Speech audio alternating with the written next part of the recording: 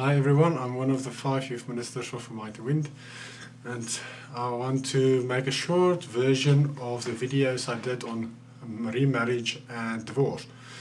I did a very long series on that, and because I took or looked at almost all the scriptures in the Old Testament and all the scriptures in the New Testament concerning divorce and marriage, to explain this principle, if we can divorce or not, if we're allowed to or not. And I felt led to do a short version of this. Thus, I'm just going to look at the main verses in the Torah, in Deuteronomy 24, verse 1 to 4, and then at the verses in the New Testament, where Yahushua spoke and what he said about it. So I'm just going to start with Deuteronomy 24, and I'm just going to read mostly because this is a teaching of Joseph F. Dumont, which I worked through and found it to be accurate. And so I'm going to mostly read what he wrote. Let's start reading from scripture first. When a man takes a wife and shall marry her, then it shall be, if she finds no favor in his eyes, because he has found a matter of uncoveredness in her, and he shall write her a certificate of divorce, and put it in her hand, and send her out of his house. This is important. He's showing here in the Torah, the father, showing the steps that you need to take. You write the divorce paper, put it in her hand, and then you can send her away. And you will find, when I go through the New Testament scriptures, that those people were actually just sending the people away and not giving them divorce papers, which was the problem.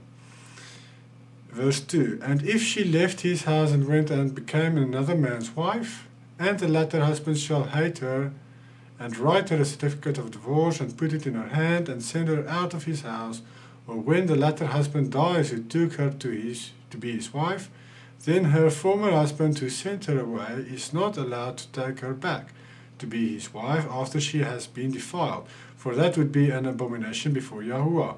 And do not bring sin on the land which Yahuwah your Elohim is giving you as an inheritance.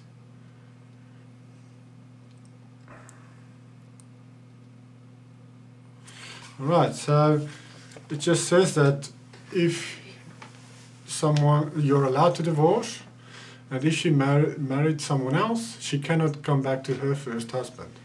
That's all it's saying. And so let's look at the New Testament scriptures, if it agrees. Because in the end, Yahushua, his words must agree with the Torah. Otherwise, he could not die for our lawlessness.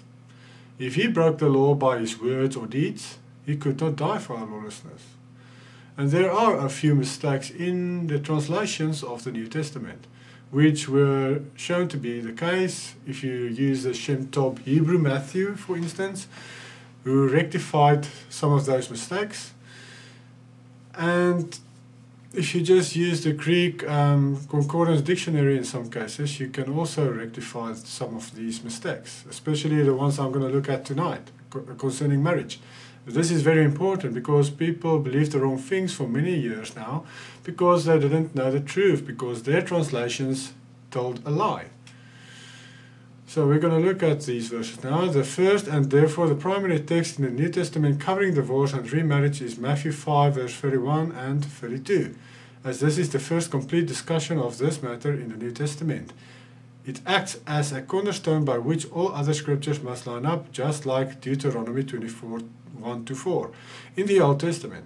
Therefore I will spend quite a bit of time covering the text, including a detailed look into the Greek words used therein. As previously discussed, there are two different words in the Hebrew and in the Greek, denoting divorced versus put away. These words in the Greek are as follows. The distinction between the two is critical to a correct understanding of the texts. Strong's 647 says apostation, writing of divorcement. This word exists in the Greek text 3 times, and in all 3 times it is rendered into the English word writing of divorcement, and is a legal term. There are no other words used to mean this in the New Testament. It denotes a written document that terminates a marriage contract and as such has its own word in Greek as well as in Hebrew.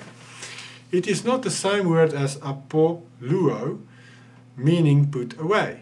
You see, apoluo is the Greek for put away, and apostation is for divorcement.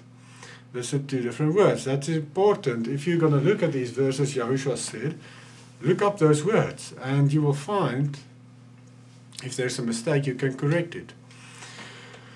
Remember that Yahuwah's instructions include 3 steps in a divorce. Write a divorce paper, put it in hand of the other spouse, put away or send away the spouse. Strong 630, apoluo, put away. This word exists in the Greek text 70 times, 70 times. And in 69 times it is rendered sent away, or released, or some form of these words. Only once, in Matthew 5:32, is it rendered differently, in error, of course, to be divorced. You see, that's why you must check the original words, otherwise you will believe the wrong thing. As seen above, the word in Greek for divorced is apostation, not apoluo, so the correct translation of Matthew 5:32 is used below. Now, this guy made the correction already for the wrong word in Matthew 5. Yahushua speaking, it have been said, whosoever shall put away apoluo, his wife, let him give her a writing of divorcement, apostation. Notice the use of the 2 separate words here. One meaning put away and one's meaning divorce. In Matthew 5:17, Yahushua says that he has not come to do away with the law, and here he repeats Deuteronomy 24 verse 1, and then goes on to make a further clarification. He does not change the law, as that would violate what he just said in verse 17. But as he so often does, he repeats from the Torah and then clarifies or magnifies it more fully, saying, verse 32, but I say unto you, that whosoever shall put away apoluo, his wife, saving for the cause of fornication, causeth her to commit adultery. And whosoever shall marry her that is divorced, the correct word here is put away, apoluo, and not divorced, committeth adultery.